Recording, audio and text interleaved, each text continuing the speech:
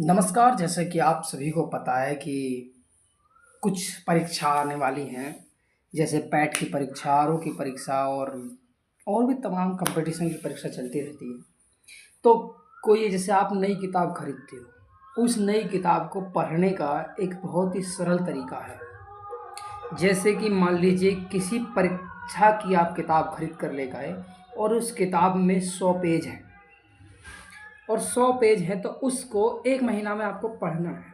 तो आप उसे 30 से डिवाइड कर लें, यानी एक दिन में आपको 3 पेज यानी 3 या कुछ पेज पढ़ने हैं।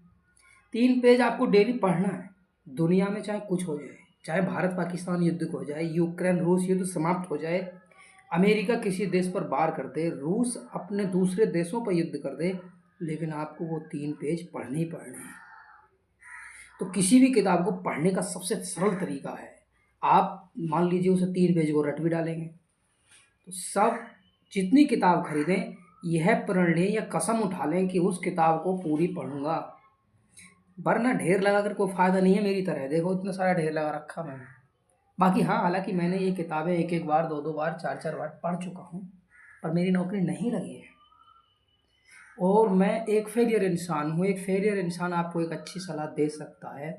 बाकी पास होने वाले लड़के और लड़कियां तो यही बोलते हैं कि 2 घंटे पढ़कर सफलता मिली। कभी शांति से उसके पास बैठकर आप इस गहरी चिंतन व्यवस्था प्रसंग पर करोगे तो आपको बताएगा वो कि बहुत ही कठिन समय है नौकरी लेना।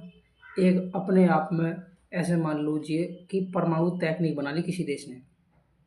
फिलहाल 9 देशों पर परमाणु तकनीक है और अगर किसी देश ने परमाणु तकनीक बना ली तो समझ लो इंडिया के युवा को वो नौकरी मिल गई, क्योंकि भारत में इतनी बेरोजगारी है।